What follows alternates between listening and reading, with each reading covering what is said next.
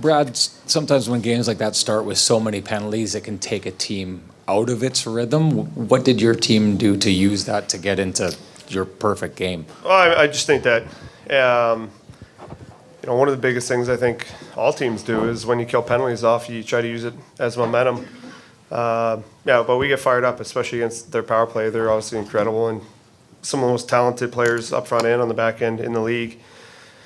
We definitely use that as momentum. Front right. Brad, you and some of your teammates kind of seem to enjoy getting under opponents' skin. When you see a team kind of lose their composure like the Oilers did in the third period, just how satisfying is that for you guys? No, I just think emotions in all of these games are extremely high.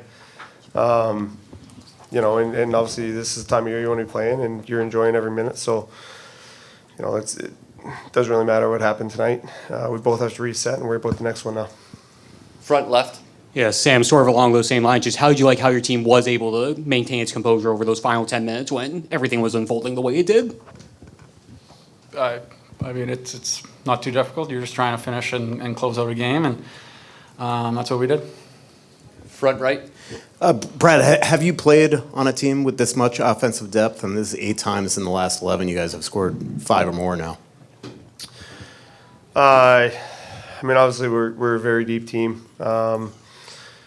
And not just deep offensively, but a lot of guys that play a 200-foot game, and a lot of great leaders on this group as well. So, yeah, obviously, I think that's one of our strengths is the depth of the group. From the front end to the back end to the goaltending, and it's the way that they have orchestrated this group and the lineup to play a certain way. So, we've got to give a lot of credit to management.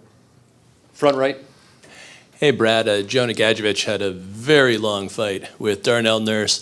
What does it mean to see guys like that stick up for teammates in these huge games? Yeah, they don't get the love all the time that they deserve. An incredible guy and that whole line. I mean, Gadget did an incredible job sticking up for the guys there and taking on Nurse, who's obviously a tough guy as well.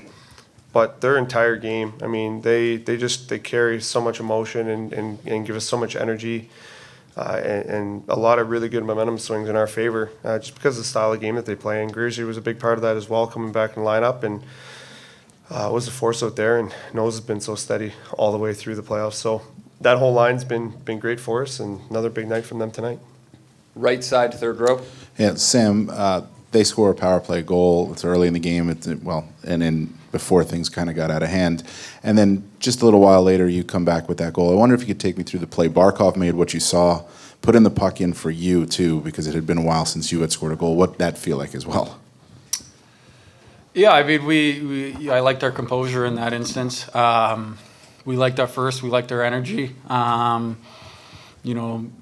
Like Marshy said, they got some talented guys over there. They're going to make you pay on the power play at times. So, you got to be ready for them to score, and it's how you respond. And don't expect anything other than Barky in an instance like that. He's one of the best and knows when there's a moment of the game to step up. He's going to do it. Left side, fourth row. Yeah, Sam, can you describe in your words what you feel is the best version of a Panthers brand of hockey? And did we see it tonight? And is that important to not get in a track meet with the Oilers in this series? I think you guys have seen it enough. We're trying to play the same way every night. We try and keep it as simple as possible. We're trying to take away some time and space. Certainly when you got the offensive, caliber players they have over there, you don't want to get in a track meet. And, nothing's going to be perfect in the way we play. We're going to have some breakdowns. And it's this time of year you need some world-class goaltending, and that's what we get consistently. So, he helps us play that, have confidence playing that, tight gap game. Back right, standing up. Brad, what about your goal less than a minute in? Do you feel that set the tempo for this game to get off to that fast start? I don't know if it set the tempo, but it obviously feels good when you score early in the game. It gives you confidence. You can't expect that to happen each night. But, especially with the way that the series has gone so far, one goal doesn't mean a whole lot.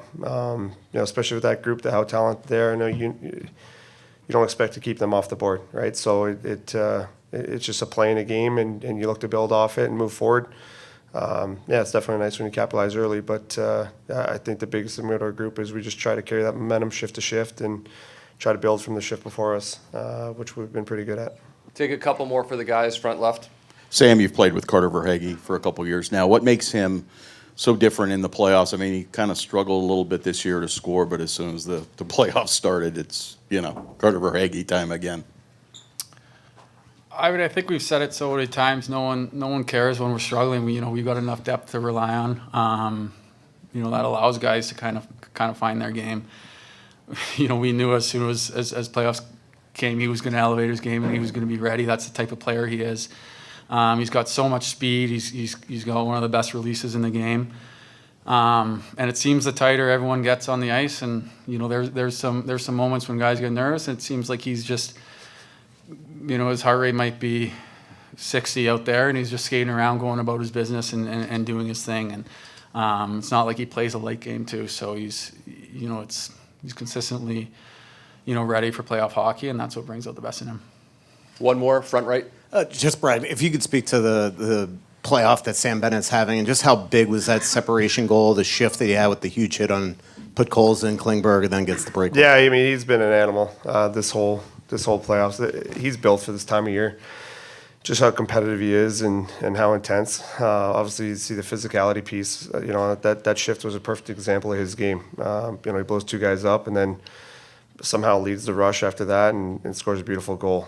He can do it all, and he's another guy kind of like Swaggy, where he doesn't get phased. He competes and battles, and he's not scared to go to the dirty areas. Where this time of year, it's where a lot of goals are scored, right? And I think that's one of the biggest separators that he has is when you get into this time of year, you have to be going to the dirty areas, and he lives there. A lot of guys get pushed out this time of year, but when you have that ability to, he has the hands and the skill to capitalize in front of the net, and he has the intensity level and the strength to compete in quarters, that physicality piece. So he's built for this time of year, like I said. And yeah. Sorry, I got to wrap it up here, but